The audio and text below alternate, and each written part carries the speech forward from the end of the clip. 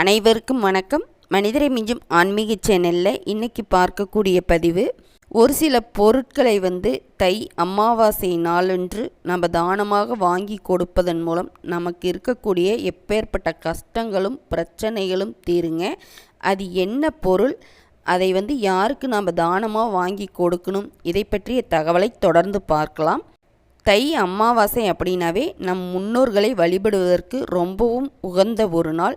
இந்த நாளில் பித்ரு தர்ப்பணம் கொடுக்கறதுங்கிறது அந்த குடும்பத்திற்கே நல்ல பலனை கொடுக்கும்.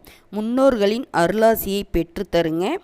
இந்த தை அமாவாசை எப்பொழுது வருது அப்படின்னு நீங்கள் பார்த்தீங்கன்னா 9/2/2024 வெள்ளிக்கிழமை காலை 7:53 ஆரம்பித்து 10/2/2024 சனிக்கிழமை அதிகாலை 4:34 வரைக்கும் இருக்குதுங்க.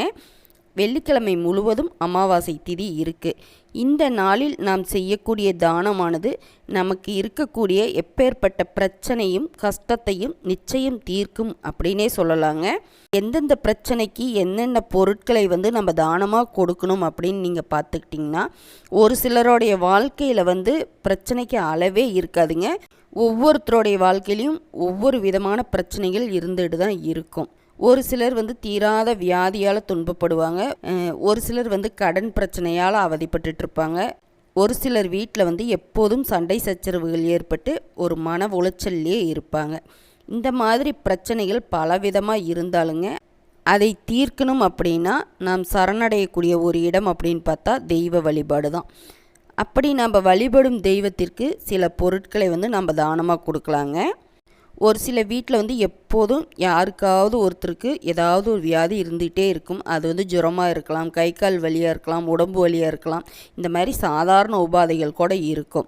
ஆனால் அவங்களுக்கு ஏதாவது ஒன்று வந்துகிட்டே இருக்கும். இப்படி இருக்கிறவங்க இந்த தை அமாவாசை நாளில் உங்கள் வீட்டுக்கு பக்கத்தில் இருக்கக்கூடிய அம்மன் கோவிலுக்கு போயிட்டு நீங்கள் இளநீர் வாங்கி தானமாக கொடுங்க.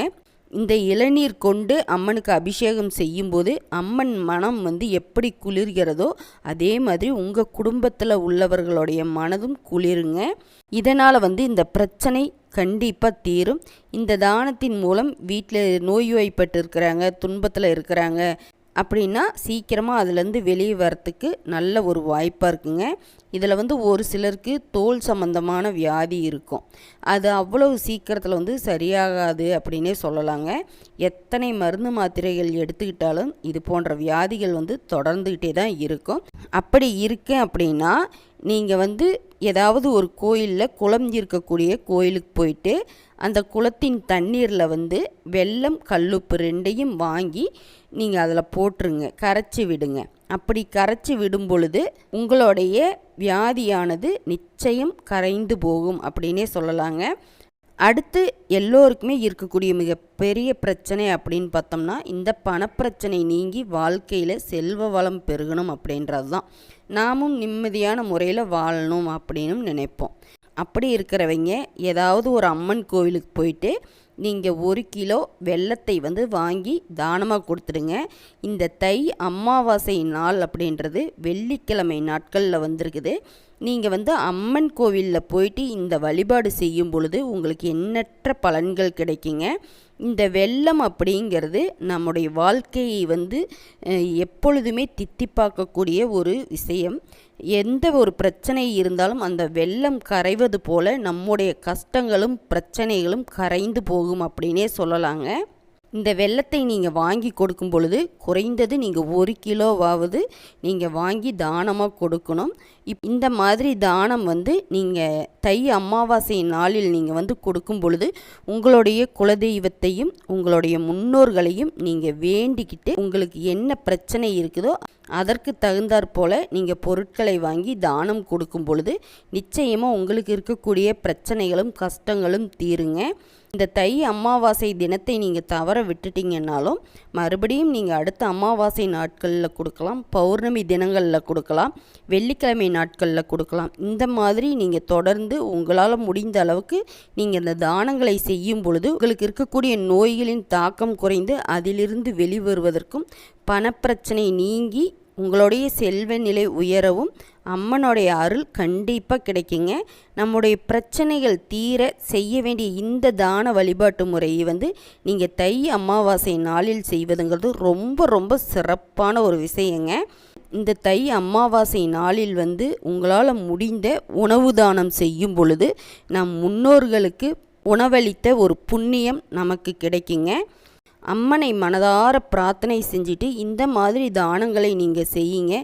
எந்த ஒரு வழிபாடும் பரிகாரமும் செய்வதற்கு முன்னாடி நம்முடைய நம்பிக்கையும் முயற்சியும் அவசியம் நமக்கு தேவை.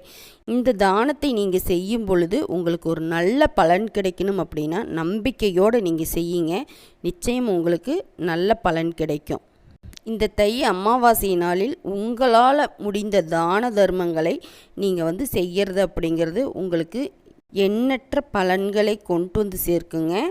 இந்த நாளில் நீங்கள் பசுமாட்டிற்கு அகத்திக்கீரை வாங்கி கொடுக்கறது அப்படிங்கிறது இன்னும் உங்களுக்கு சிறப்பை சேர்க்கும். உங்களுடைய கரும வினையை குறைத்து உங்களுக்கு இருக்கக்கூடிய கஷ்டங்கள் பணப்பிரச்சனைகள் அனைத்தும் தீருவதற்கு இது நல்ல ஒரு முறையாக நாம் இந்த நாளை நம்ம பயன்படுத்திக்கலாம்.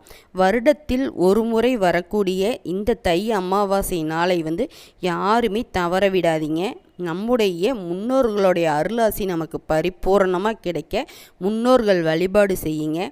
இந்த தகவலை பற்றிய சந்தேகங்கள் உங்களுக்கு ஏதாவது இருந்துச்சுன்னா எனக்கு கமெண்ட்டில் சொல்லுங்கள். இந்த பதிவு உங்களுக்கு பயனுள்ளதாக இருந்துச்சுன்னா லைக் பண்ணுங்கள். நலமுடன் வாழலாம். நல்லதே நடக்கும். நன்றி.